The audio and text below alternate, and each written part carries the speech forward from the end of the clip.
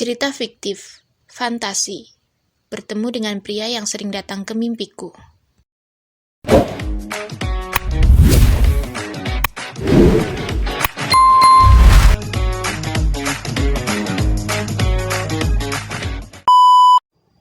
Di setiap malam, Mira selalu masuk ke mimpi yang sama. Di sebuah taman penuh cahaya biru, ada seorang cowok tampan menunggunya. Cowok itu bernama Rifan, dan setiap kali Rifan melihat Mira, dia selalu tersenyum dan berkata, "Akhirnya kamu datang lagi, calon pengantinku." Awalnya Mira ketawa, ini cuma mimpi aneh. Tapi ada sesuatu yang janggal. Dia bisa merasakan angin, bisa merasakan sentuhan Rifan, dan tempat itu selalu sama, seolah bukan mimpi acak. Selama berbulan-bulan, Rifan selalu muncul, dan Mira diam-diam mulai menantikan mimpi itu. Mira mulai merasa aneh. Dia kadang mencium aroma bunga yang hanya ada di mimpinya. Telinganya bisa mendengar suara Rifan memanggil namanya. Dan dia seperti merasa diawasi, tetapi dengan cara lembut. Nara, sahabatnya, mulai curiga. "Mir, kamu kelihatan jatuh cinta, tapi sama siapa? Jangan-jangan sama cowok online?" Mira hanya tersenyum. "Bukan, kamu gak akan percaya." Suatu siang, Mira berjalan di lorong sekolah. Tiba-tiba seluruh suara di sekitarnya hilang. Semua orang seperti bergerak lambat. Mira bingung. Dan dari ujung lorong, ada seorang cowok berdiri sambil tersenyum. Rambutnya sama, matanya sama, wajahnya sama. Itu Rifan. Mira drop sampai tidak bisa bergerak. Rifan berjalan mendekat dan hanya berkata, "Aku akhirnya menemukanmu di dunia ini, Mira." Dan detik itu juga suara dunia normal kembali. Hal paling gila adalah tidak ada satu orang pun yang melihat Rifan selain Mira. Malam itu Mira kembali bermimpi dan langsung menanyai Rifan, "Kenapa kamu bisa muncul di dunia nyata? Kamu manusia atau apa?" Rifan tersenyum lembut. "Aku penjaga dunia mimpi, roh yang terikat pada satu jiwa manusia, dan jiwa itu adalah milikmu." Mira terdiam. Setiap malam, Rifan mengunjungi mimpi Mira. Rifan selalu mengusap kepala Mira saat dia sedih, mengingatkan Mira makan, menemani Mira belajar, melindungi Mira dari bahaya kecil.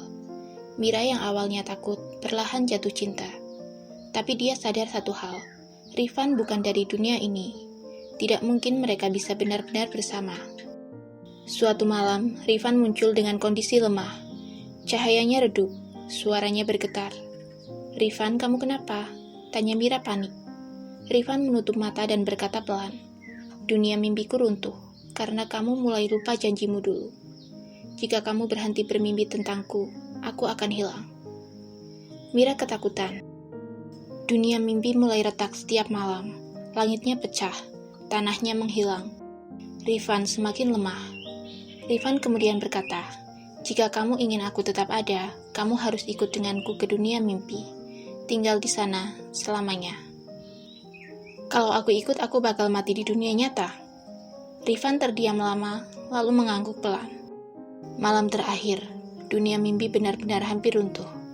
Rifan semakin transparan. "Mira, tolong, jangan biarkan aku hilang. Aku sudah menunggumu." Tapi Mira tidak bisa terus hidup di dunia mimpi. Dia harus melanjutkan hidupnya. Tiba-tiba, dunia mimpi runtuh seketika. Rifan memudar sambil berkata, "Terima kasih untuk satu kehidupan ini, meski kamu tidak memilihku." Sejak malam itu Rifan tidak pernah datang lagi. Mimpi itu hilang selamanya. Suatu malam, Mira memaksa tidur lebih cepat. Dia berharap bisa bertemu Rifan lagi, walau hanya dalam bentuk bayangan. Tapi dunia mimpi itu tetap gelap, kosong, sunyi, hening. Beberapa tahun berlalu sejak Rifan menghilang. Waktu membawa Mira ke kehidupan yang baru, dewasa, sibuk, dan penuh tanggung jawab. Kini, Elmira atau Mira bekerja di sebuah perusahaan desain dan komunikasi di pusat kota. Hidupnya terlihat normal, pekerjaan, deadline, rapat. Pagi itu perusahaan Mira mengadakan rapat penting. Akan ada manajer baru yang memimpin divisi mereka. Ruang rapat terasa formal dan tegang. Mira duduk rapi sambil membuka laptop. Pintu terbuka. Seorang pria masuk dengan setelan abu-abu gelap, postur tenang, langkah tegap. Saat pria itu mengangkat wajahnya, dunia berhenti. Wajah itu, tatapan itu, Rahang yang dulu sering ia lihat dalam mimpi. Rifan.